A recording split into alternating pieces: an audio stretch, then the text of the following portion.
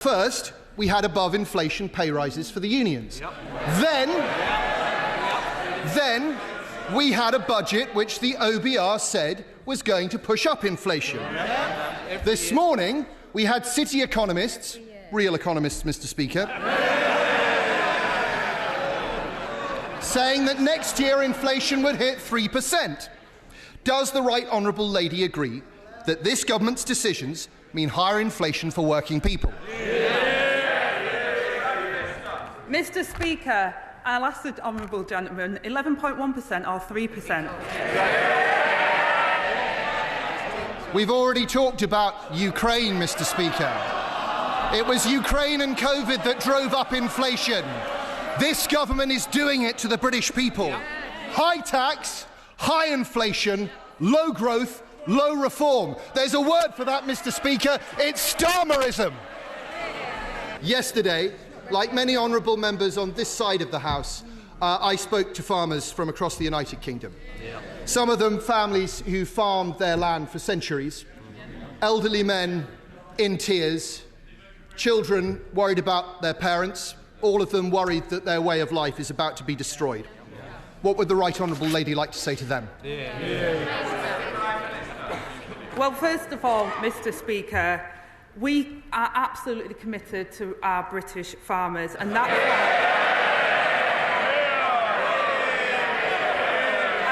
why we've committed £5 billion to the farming budget over the next 2 years.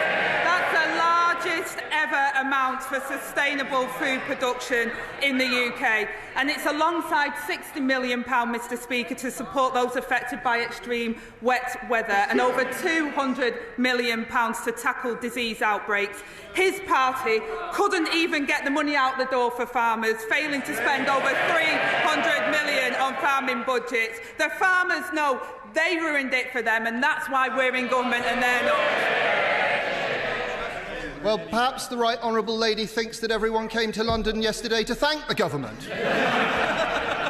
Let's look at the facts. A typical mid-sized 360-acre family farm in the constituency of my Right Honourable friend for Thirsk and Moulton. They've spoken to their accountant. Their new liability because of this government is £500,000. That's 12 years' worth of profit. When this generation passes away, that farm will become totally unviable, and it's just one of thousands and thousands of similar farms. It's clear the government hasn't got its facts right. The Central Association for Agricultural Valuers, the real experts in this field, say so. The NFU says so. They're shortly to publish a report showing that 75% of all commercial farms will fall above the threshold. If the government isn't going to reverse this terrible policy, will the Right Honourable Lady at least commit that there will be no further increases to inheritance tax and no further reductions to agricultural property relief or business property relief in this Parliament? Well, Mr. Speaker, he talks about the facts, and I absolutely stand by the figures the government has set out. And the vast majority of estate owners will be totally unaffected. He wants to talk about the figures, Mr. Speaker. I will be crystal clear. The vast majority of estate owners will see no change and pay no tax on land passed on valued at £1 million. Couples can pass on £3 million, Mr. Speaker, tax-free, and those above the thresholds will pay only half the normal rate and can pay over 10 years interest-free.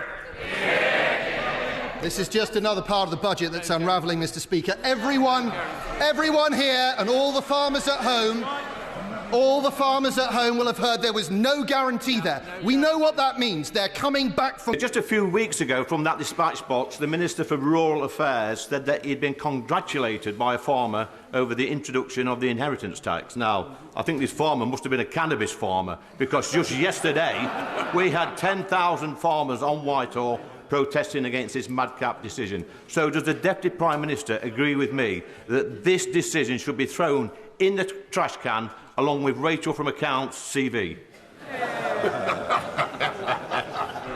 Well, Mr. Speaker, he talks about CVs. It's good to see the honourable member doing well on his bench. Once a Labour councillor, then a Tory MP, and now a Reform Chief Whip.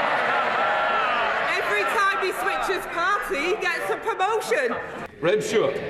Thank you, Mr. Speaker.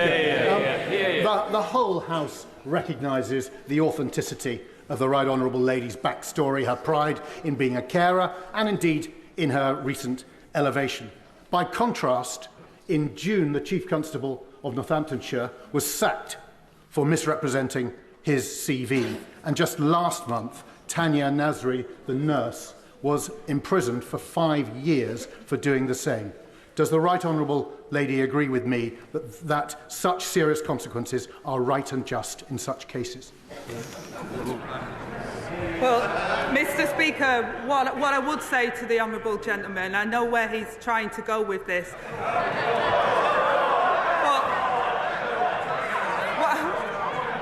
While it's tempting, what I would say to the honourable gentleman is, sorry, the right honourable gentleman, I do apologise. What I would say to the right honourable gentleman is our Chancellor in the last 4 months has shown more competence than the last 4 Chancellors that he had. Sir Edward Lee. Today is Red Wednesday, in which we remember all those persecuted for their belief worldwide. A recent report by Aid to the Church in Need shows that in the countries surveyed, persecution of minorities has increased by 60%. In the light of this, will the government commit to reappointing the Prime Minister's Special Envoy for Freedom of Religion and Belief, a post that has remained vacant since July, and do that as soon as possible, hopefully by Christmas, so that we in the United Kingdom can play our part in defending religious and belief minorities worldwide? Well, I thank the honourable gentleman for his question. We are committed to champion human rights, including the right to freedom of religion or belief. I join the right honourable member in marking Red Wednesday, an important moment to show support for all those persecuted around the world for their religion or belief. And today we will light up the FCDO buildings in the UK in red in support of that, Mr. Speaker. Envoy roles are under consideration, will be decided upon in due course. Thank you, Mr. Speaker. It's clear that social care providers will be worse off, so I do urge the Deputy Prime Minister and the Chancellor to look again at that. Somebody else who was very worried about the budget is Cathy. Cathy is a farmer in my constituency of St Albans, and she told me yesterday that she thinks the government changes simply do not make sense. The changes mean that her family may have to pay a bill which will force them to sell land, which makes food production unviable. At the same time, the government has not closed the land buying tax loophole that can be exploited by equity firms and the super wealthy. Farmers told me yesterday that they feel like they were betrayed by the Conservatives, and they now feel they were betrayed by the Conservatives.